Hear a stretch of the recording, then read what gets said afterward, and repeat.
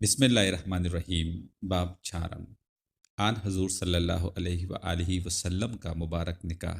شہر مکہ میں ایک زمانے میں ایک بہت مشہور خاتون رہا کرتی تھی۔ آپ کا نام خدیجہ رضی اللہ تعالیٰ عنہا تھا۔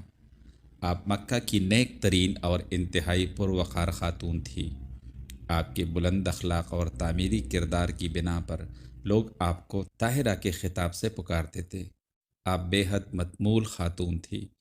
آپ ایک منجی ہوئی تاجرہ بھی تھی۔ آپ کی تجارت اور کاروبار بڑے زوروں پر تھے اور آپ کو بے حساب منافع ہوتا تھا۔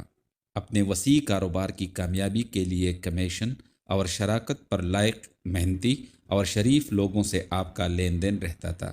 آپ نے یکے بعد دیگرے 2 بار شادی کی تھی، مگر بدقسمتی سے ہر بار آپ کے خاوند کا انتقال ہوتا رہا۔ آپ کی عمر 40 برس تھی۔ آن حضور صلی اللہ علیہ وآلہ وسلم کی شرافت اور دیانت کی تاثیر۔ ایک بار حضرت خدیجہ رضی اللہ تعالیٰ عنہ کو کاروباری سلسلے میں آن حضور صلی اللہ علیہ وآلہ وسلم سے واسطہ پڑا۔ انہوں نے شام جانے والے اپنے ایک تجارتی کاروان کی قیادت کے لیے آپ صلی اللہ علیہ وآلہ وسلم کو منتخب کیا۔ آن حضور صلی اللہ علیہ وآلہ وسلم کی دیانت و فراست کی وجہ سے تجارتی قافلے کو غیر متوقع منافع ہوا۔ سفر سے واپسی پر آن حضور صلی اللہ علیہ وآلہ وسلم نے منافع کی ساری رقم اور شام میں ہونے والے تمام کاروباری سودوں کی تفاصیل حضرت خدیجہ رضی اللہ تعالیٰ عنہ کے حوالے کر دی۔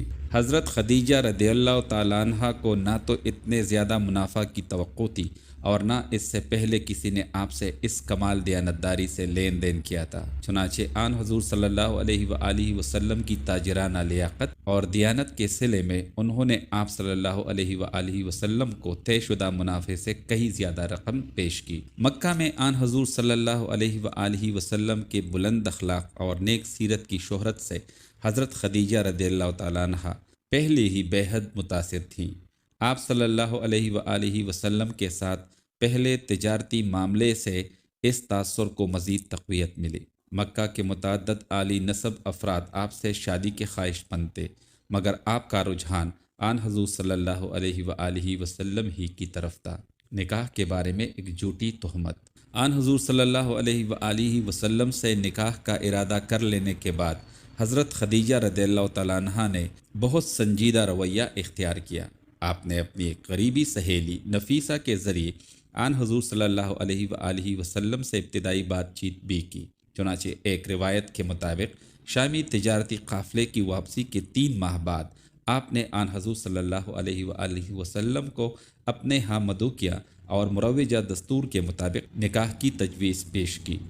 حضرت خدیجہ رضی اللہ تعالیٰ عنہ کے والد خویلد حرب الفجار میں جاں بحق ہو چکے تھے، اس لیے نکاح میں باپ کے تمام فرائض آپ کے چچا نے ادا کیے۔ بعض لوگ ایک من گھڑت الزام لگاتے ہیں کہ چونکہ حضرت خدیجہ رضی اللہ تعالیٰ عنہ کے والد کو یہ رشتہ پسند نہ تھا، اس لیے آپ نے انہیں شراب پلا دی اور نشے کی حالت میں رشتے کی منظوری لے لی۔ یہ الزام بالکل بے بنیاد ہے۔ اول تو حضرت خدیجہ رضی اللہ تعالیٰ عنہ ایسا گھٹیا کام کرنے والی خاتون ہرگز نہ تھی۔ دوسرے یہ کہ ان کے والد کا تو سالوں پہلے انتقال ہو چکا تھا۔ نکاح کے وقت حضرت خدیجہ رضی اللہ تعالیٰ عنہ کی عمر 40 برس تھی اور آن حضور صلی اللہ علیہ وآلہ وسلم اپنی مبارک زندگی کے 25 سال پورے فرما چکے تھے۔